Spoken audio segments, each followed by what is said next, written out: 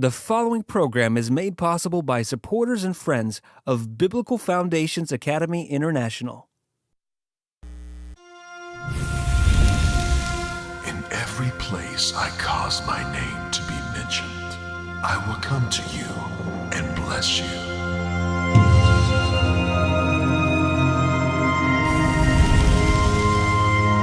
In this house and in Jerusalem, I will place my name forever.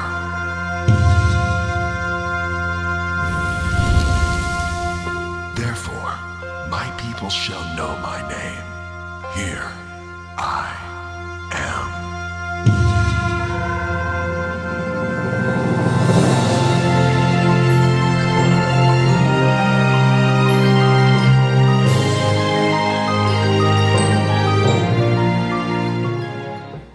You know, it's interesting, as I've been studying this topic of his name, there have been some folks that have gotten a little nervous. What's this United Methodist pastor doing talking about this Hebrew subject, or what they might call this Jewish subject? And worse than that, he's studying with this scholar from Jerusalem named Nehemiah Gordon, who clearly says he's not even a Christian. How can it be that this guy has anything that he can actually teach us? Now, I just want to calm your fears a little bit. Let me give you just a little background.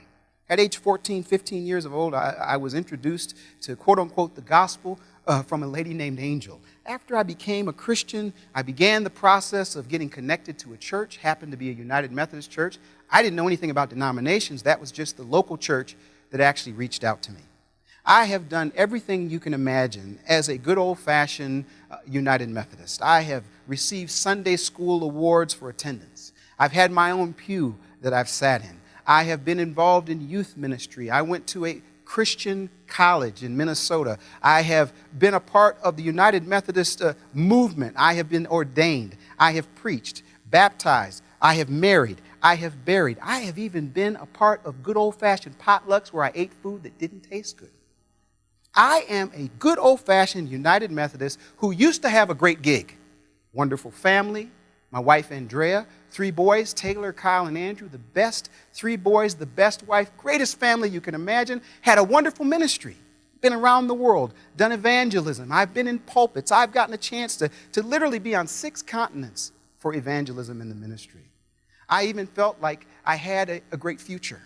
In the United Methodist Church, you know, once you become an elder in the United Methodist Church, you're always guaranteed a job.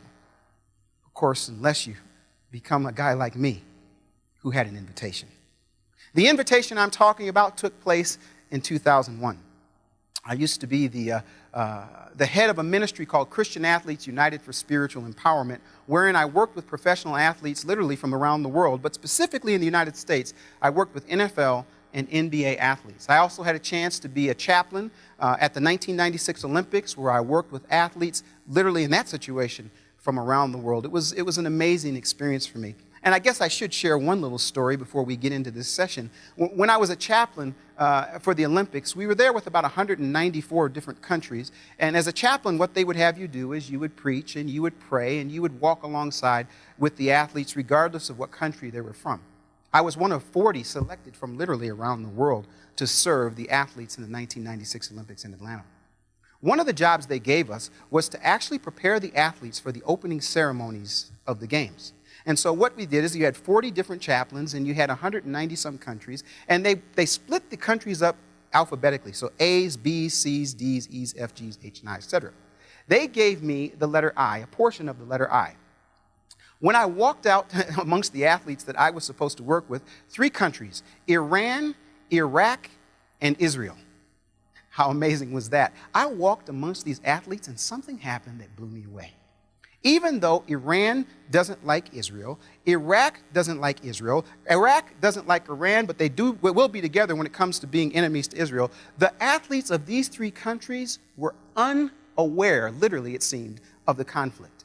They were hugging, they were talking about their uniforms, they were talking about their events. It actually blew me away. And as I was there, I received what I call a vision about working with athletes. I thought to myself, what if we could use the inspiration, the information, the actual ability of athletes to come together and use their influence to reach others? That is how I came up with the name cause, Christian Athletes United for Spiritual Empowerment. And again, folks get nervous today. I have a good heritage of being involved in Christian ministry. It was a wonderful ministry then. We got a chance to go over to Australia, work with the athletes for the USA basketball team.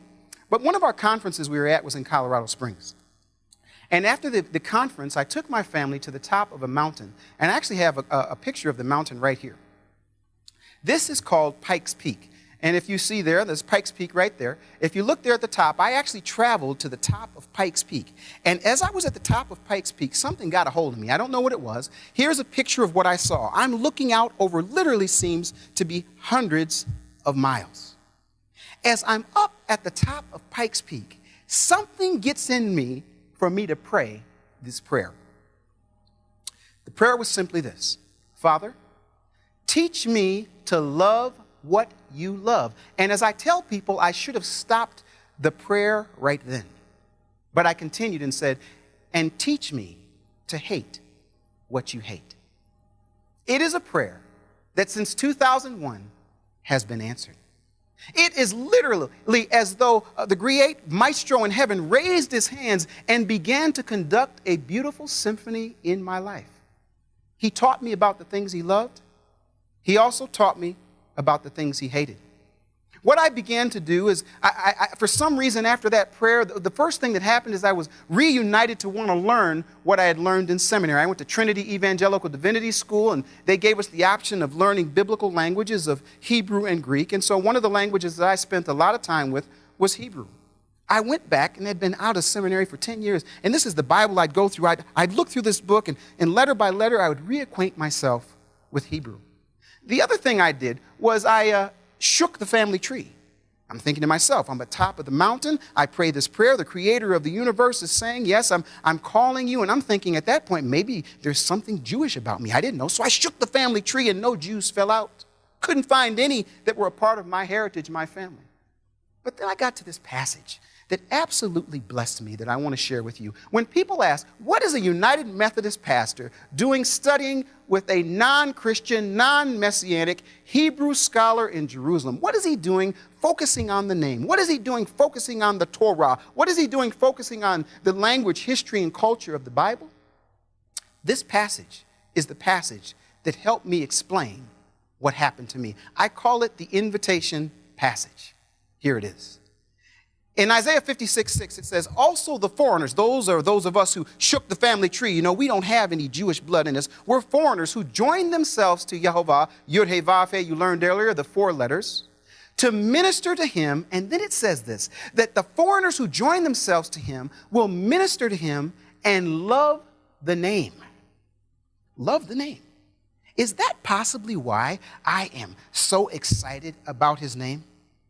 The other thing that it says in Isaiah 56:6 is after it says to love his name, this is the next part of it. It says to be his servants, everyone who keeps from profaning the Sabbath and holds fast to my covenant.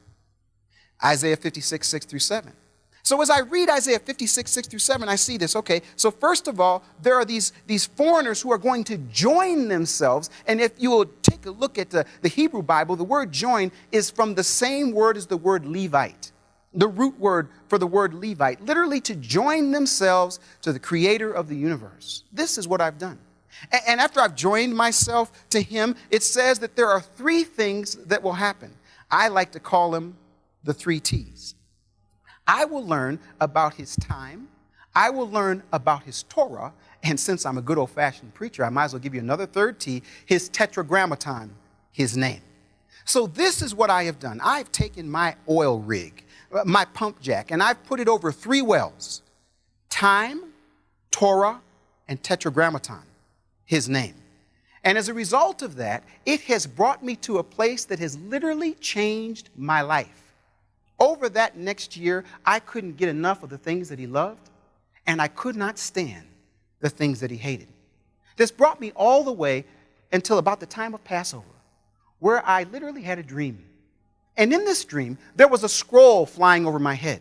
And I heard a lady's voice that said, if you can tell me where the scroll will open up, you win $1 million. I immediately said, Ezekiel chapter 1, verse 3 in the dream. The scroll comes down, it opens up to Ezekiel 1, verse 3, and the first thing I realized is I didn't win the million. The second thing that happens, I hear a voice that says, I have not changed my appointment for you to be in my city for the time of Shavuot. Now, if you look in your Bible, in your English Bible, Shavuot will be translated as Pentecost. You know, the time where the Spirit fell down and the tongues of fire were on the heads of the people. Why were they in Jerusalem? Because they were there for one of the festivals, Shavuot, weeks. It's the only holiday, holy day, where Jews and Christians, they don't disagree. They might call it two different things, but it is the same festival. So I'm preparing to go to this place called Jerusalem for Shavuot. I tell my wife, Andrea, I just had a dream. I'm supposed to be in Jerusalem for Shavuot. The violence was increasing in Israel. It didn't matter. I knew I was supposed to be there. And then something happened. There was a passion, deep passion inside of me to own my own Torah scroll. If you know anything about a Torah scroll, it's about 50 sheep, the skins of 50 sheep, and a scribe with a big old barrel of ink that would literally write the Torah, the first 5 books in your English Bible, Genesis, Exodus, Leviticus, Numbers, and Deuteronomy, on this scroll. Something in me wanted to own my own Torah scroll. So what I did is I brought what I called the Ark of the Covenant, an empty suitcase. Some folks laughed at me. They said, Keith, you can't have a Torah scroll. You're a United Methodist. There's no Jew that would get you a Torah scroll. You're a Gentile. And even if you were able to get one, it cost $30,000+. And since I didn't win the million in the dream, I couldn't afford it. But I've learned something. Whenever the creator of the universe gives vision, he always gives provision. Can I say it again? Whenever the creator of the universe gives vision, he always, and you can say always, gives provision. So as I went to the old city of Jerusalem, and actually I have a picture of it here that I'd like to share with you. As I'm at the old city of Jerusalem, I'm there, and when I'm there, I'm looking right there at the situation. I'm sorry, let me see if I have it there. There's the picture. The old city of Jerusalem. As I'm there, there's the Dome of the Rock and the wall, etc. And as I'm there, every single day, I would go out and I would walk and just meet people. And as a result of meeting people, I eventually met a man named Zacchaeus. Now, this particular man happened to be Arab, and immediately when I say Arab, people get nervous. I'm over in the old city of Jerusalem, I'm still looking here, the old city of Jerusalem, and I've met an Arab man. Now, he says to me that he's a tour guide, and if you've ever been to Jerusalem or any parts of Israel, there are a whole lot of tour guides. As I'm there, this man, his actual name used to be Zacchaeus. Zacchaeus would take me out every single day, and we'd walk and we'd talk. And eventually I told him, hey, listen, I've got a phone number of a guy who supposedly owns Torah scrolls. The problem is this. The phone number I have, the people on the other end of the phone do not speak English. Now, I've learned something. If you speak 3 languages, you are trilingual. If you speak 2 languages, you're considered bilingual. If you speak 1, you're an American. I only could speak 1 language, but my friend Zacchaeus could speak at least 3 different languages. He agreed that he would go with me, he would make the phone call for me for this man who supposedly owned Torah scrolls, but what he asked me to do was this. He said, would you first go with me somewhere? I agreed. I thought to myself, he is the provision for the vision that God has given me. He took me to the place called Beit Lechem, which is in the West Bank. You all know what that's called. It's Bethlehem. Happened to be a place that at that time there weren't many tourists that were there. There weren't folks around because they had just had what's called the situation at the Church of the Nativity, where there was huge problems and there were hostages. Not many tourists at all were in Beit Lechem. As we went to Beit Lechem and we were there, we got a chance to go out with the people and meet with the people and talk to the people, and it was really quite amazing for me. At the end of our meeting, I then gave him the phone number of where I wanted him to take me. And that's when things really got interesting. If I gave him the phone number, he calls the number, and on the other end of the phone, there's a young Jewish boy speaking perfect Hebrew, and the two of them are talking, and he's saying, listen to him, he's saying in Hebrew, listen, I have this man who needs to come to your house to see these Torah scrolls. They're speaking in Hebrew. Where do you live? The young boy tells him he lives in a place called Ma'ale Adumim. After my friend Zacchaeus gets off the phone, his face changes. He says, Ma'ale Adumim is not a safe place for me to take you. And I'm thinking, so what? I just was in what was called the West Bank, in a place that wasn't safe. You take me where you've promised to take me. I went with you where you said I needed to go. As we're driving, we're going through security checkpoints. We finally get to this place called Ma'ale Adumim, We pull up. The man who owns the Torah scrolls happens to be out of town in Greece. He has a friend from South Africa, happens to be a white man, who is actually watching his apartment for him. Now, here's the picture. You've got an Arab man, a black man, and a white South African meeting in a place called Ma'ale Adumim. For a few moments, it was a little uncomfortable until we went into the apartment. In the apartment, there are 3 Torah scrolls on a table. I'm going to try to contain myself. I walk into the apartment with my Arab friend and my white South African guest into a Jewish man's house, and there are 3 Torah scrolls. I'm thinking to myself, which one will fit into my ark, my empty suitcase? I look at the one that I think will fit. Sure enough, as I decide that, the phone rings. It is the Jewish man who owns the apartment and the scrolls. He's calling from Greece. He's on the phone with the South African. The 2 of them are talking, and he's saying, hey, listen, there's a man here who wants to scroll. He says, give me the phone. I get on the phone with the Jewish man. He says, you see the scrolls? Yes, I say to him. Do you know which one you want? Absolutely. He says to me, take the scroll home. We'll talk about the price later. Let me back up. An Arab man takes a black man to a Jewish man's house where a white South African man brings him into the apartment. There are 3 Torah scrolls. The Jewish man calls. We have a conversation and he says, take the scroll home. We'll talk about the price later. You got to understand, for me, at this point, I am excited. And then this is what happens. I get the scroll. The Arab man says to me, in the best way I can say it, he says, it is a holy book. We must take it home immediately. I had never, in all of my time as a seminary student, all of my time as a United Methodist pastor, all of my time as a Christian, I had never heard anyone call a Torah scroll a holy book. Sure enough, I took the scroll. I went home with the Arab man, went to the place that I'm staying. The next day, I'm going to meet this man named Nehemiah Gordon, who happens to be a Hebrew scholar. When I meet Nehemiah, I tell him the story that I just told you about the dream, etc., and about the Torah scroll, and he thinks, he doesn't have a real scroll. He thought I was duped, but he agreed to come and see the scroll. When he walked into the apartment, he saw the scroll. Now, you all, what I have done is this. I have the Torah scroll here in Midland, Texas. I've brought it here to GLC because I want to show you what happened to me. I actually went through the process of getting it on the airplane. It never leaves my house other than when it came from Israel. I've put it on the planes, 2 planes, brought it to GLC into the studio. Can I show you now what I received in the old city of Jerusalem? What my friend Nehemiah Gordon, the Jewish scholar, saw with his own 2 eyes that I now want to show to you. This, my friends, is the scroll that I received in the old city of Jerusalem. Here it is.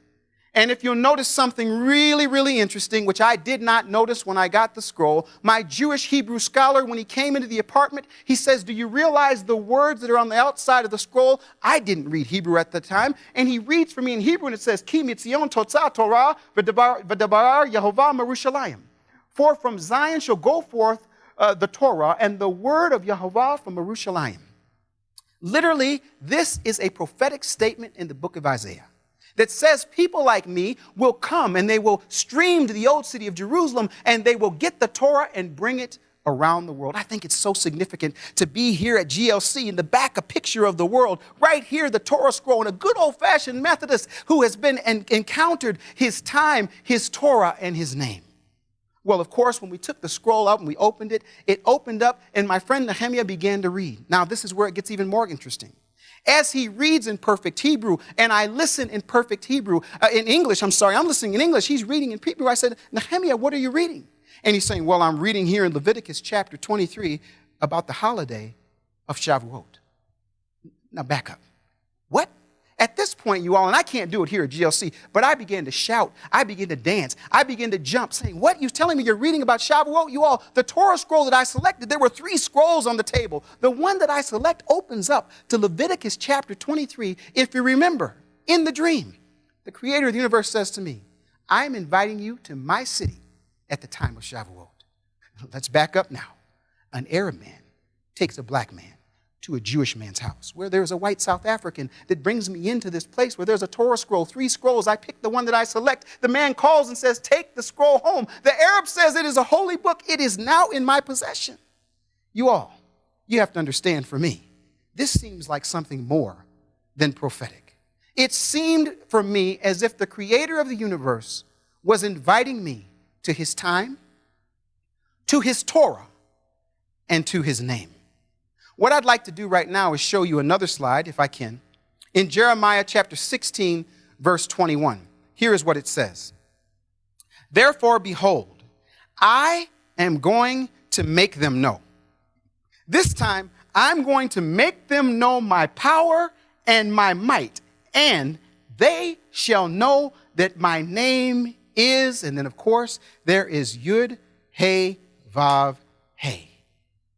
You all, it seems to me that now he is making us know his name.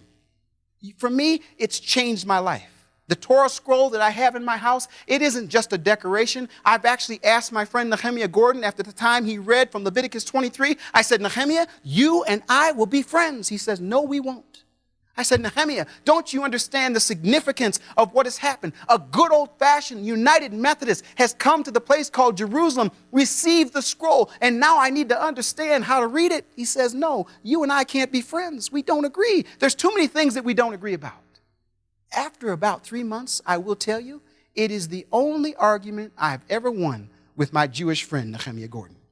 8 years later, he's still helping me use my old pump jack to get the treasure of time, to get the treasure of Torah, and the treasure of the Tetragrammaton. The 4 letters, of course, that's the official term for Yud, He, Vav, He, his name. Now what we want to do is we want to help you get that revelation for yourself. It's so amazing to me that God would happen to select a person like me. You all, I will tell you right now, I don't consider myself some great scholar. I don't consider myself somebody who can understand everything and that can do everything, but I consider myself one who has joined himself. I have Levited myself to the creator of the universe. It is changing, literally, my life. This first series, this first area where we've put up the pump is on his name. And again, when I read his name, something happens to me. I am reminded that his name is something that we can run into, that his name can be profound, it is powerful, it can be proclaimed, it can be praised. And I am so sad that as a result of tradition only, we have been kept from the power of this name. His time, his Torah, and his name. These are the 3 T's. But again, if I can, I want to take you back to the Torah scroll. I want to show you again those letters that are on the front of the Torah scroll because we cannot miss what this means for us. For from Zion shall go forth the Torah, and the word of Yehovah from Jerusalem, from Jerusalem. The word of the Lord. In English, the word of Yehovah, the one who introduced himself to people.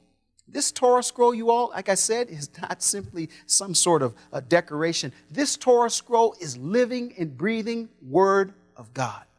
Now, when I open this Torah scroll, 8 years later, I now get an opportunity to actually read it for myself, just the way it was written.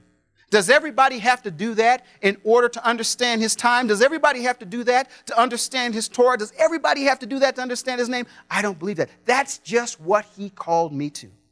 I love what he loves. I know he loves his word. I know he loves his name. And I hate, and I'm learning to hate what he hates. It's changed my life. I believe it can change yours. Now, what we're going to do again in this series is we're now going to get into what I call the encounter. We've had the introduction, and now we've had the invitation, but then we got to get into the encounter. Because what's amazing is this. He brings me all the way from Charlotte, North Carolina, to Jerusalem.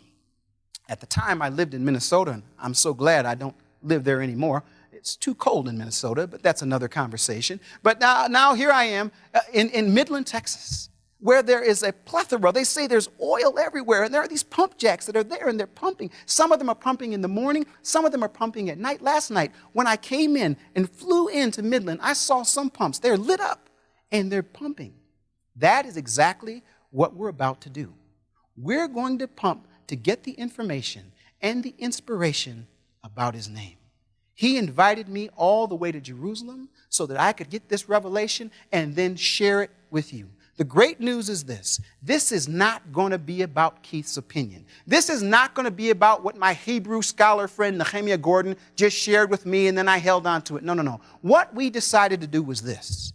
We decided to pump for the information that I would own it for myself. The reason I am so absolutely honored to be on GLC is they're giving me an opportunity to bring this information to you. This is no small thing. Remember what Isaiah 52 says. He says, I am the one who is speaking. Here I am. We've got witnesses in this studio. I'm going to show you the manuscripts themselves that were not available even 20 years ago for us to get. As I show you this information, hopefully you'll take it for yourself.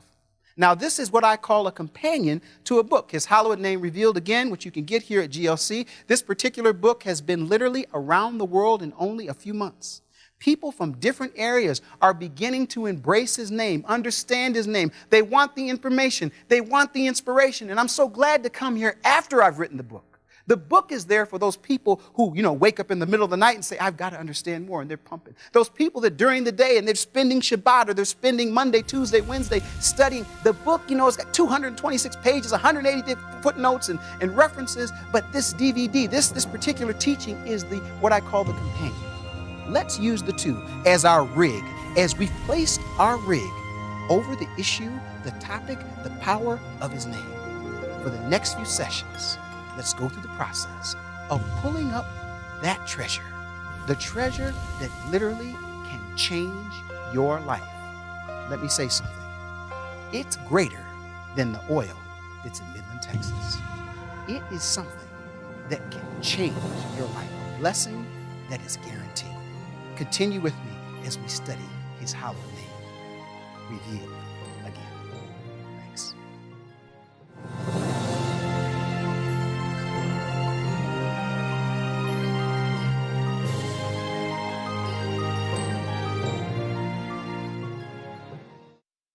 Please remember, Biblical Foundations Academy International depends on tax-deductible donations from viewers like you.